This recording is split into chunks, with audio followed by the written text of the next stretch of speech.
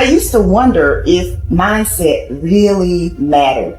I thought that success was all about talent and skill set, but I came to realize that someone who is great at what they do can quickly be bypassed by someone who is less talented but more confident. Remember this, confidence attracts, but unbelief repels.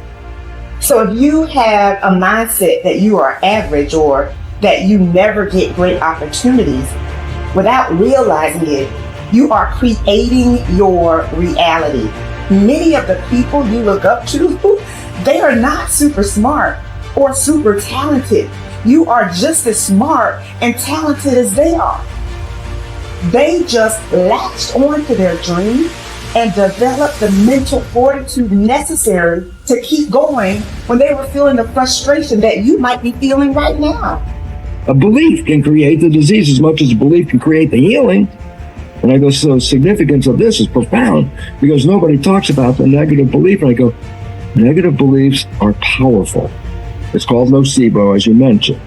And as I said, they can cause any disease and they can kill you. Just because you believe you're going to die, you can die just from the belief. We always have to update our versions about reality because it's the only way that we adapt. Don't believe everything you've read or heard. It just may not be the truth. There's always a greater truth that you and I can begin to investigate. Surely someone in eternity has had similar problems as you and I and have gotten beyond it. Yes or no? So study that person. You want to be wealthy? Study wealthy people. Don't just have some panacea that you're just going to get wealthy. Read about wealthy people and find out that they lost everything and failed miserably 20, 50 times. But what they had as a characteristic, a quality in their personality is they were persistent and they kept changing and they kept forgiving and letting go of the past and kept going. And sooner or later they ran into it, and when they had all the money they wanted, it was never about the money. It was just about that they could prove to themselves that they can do it. Stop rationalizing. Stop making excuses. Stop giving yourself little watered down assessments of where you're really at. Tell yourself the truth.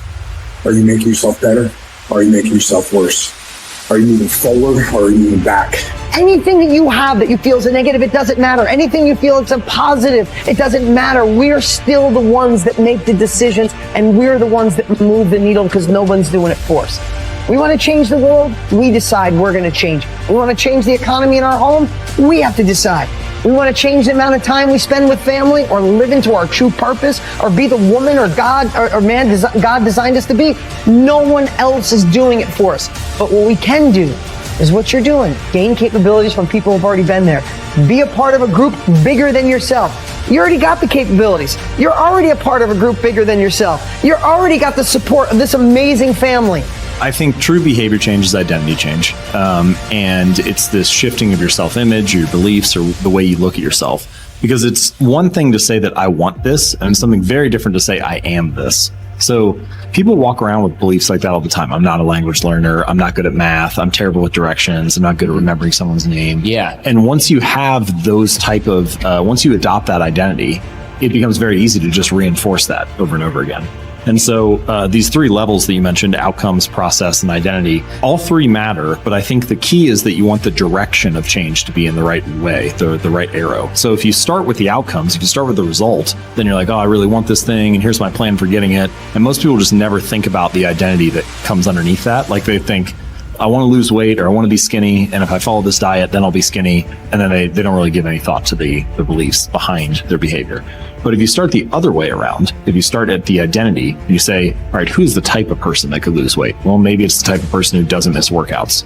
Then you start with that identity. You say, okay, I want to become the type of person who doesn't miss workouts. Here are the habits I need to build. And then whatever results come, just come naturally. So most people focus on the results and build a plan and let the identity come naturally, but that rarely works because their beliefs like conflict with your actions. But if you start with the identity and you build the habits to reinforce that, then the results just come on their own.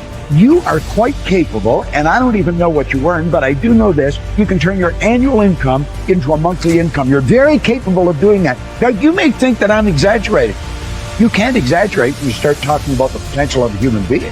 Stop and take a look at the way we communicate today. I remember when I was a kid when I saw the first television set. If anybody had told me at that time it was black and white, it was snow, and somebody would appear on the screen and then they'd go away again, if somebody had said, listen, in your lifetime, you'll be able to put one on your wrist. Self-contained in living color. Somebody can shoot something going on the other side of the world. You can watch the Olympics on your wrist. You'd have thought they were right out of their mind, but all that's going on. In fact, that's nothing today compared to what we're capable of doing. You stick a little camera on our computer and look at the other person and talk to them anywhere in the world. Doesn't even cost you a nickel. Are we moving ahead? I think we're moving ahead at a rapid rate. But I'm going to tell you something. The people that are taking this there are not letting the paradigm stop them.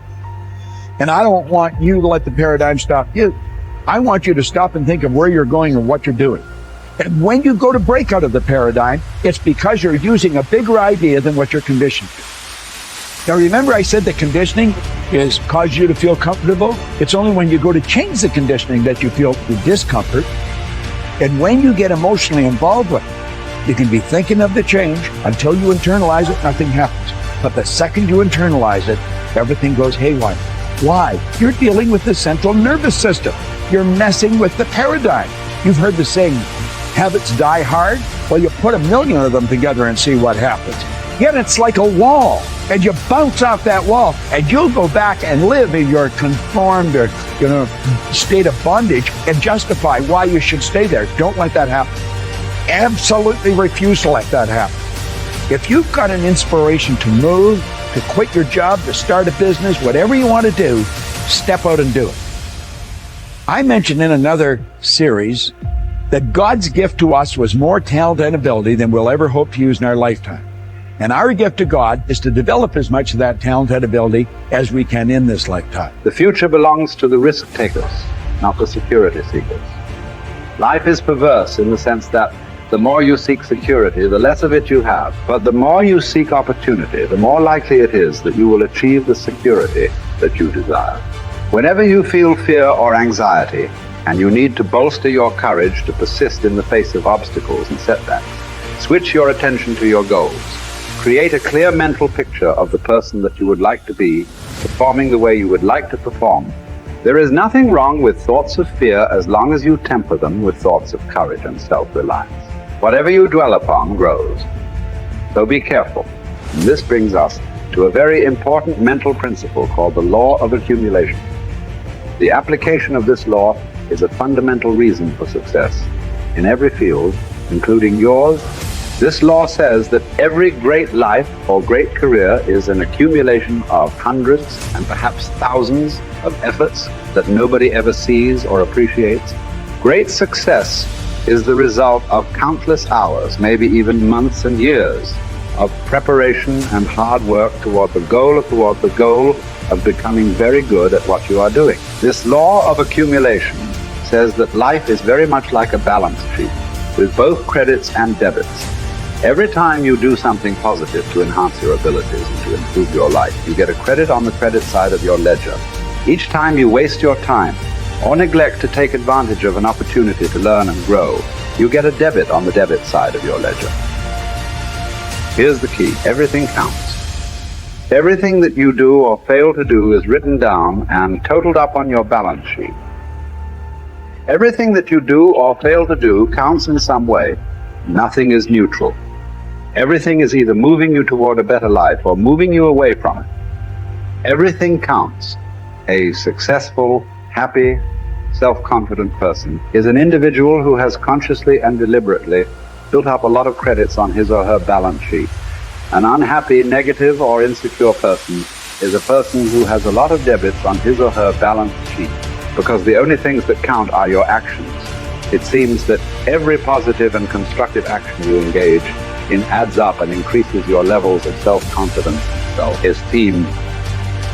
The law of incremental improvement, perhaps the most important corollary of the law of accumulation, is what is called the law of incremental improvement. This is really the law that explains how you move from wherever you are to the top of your field. This is the law that explains all great success in America or anywhere else in the world. This law simply states that a person becomes good at his or her chosen field by improving incrementally, continuously. over a long period of time.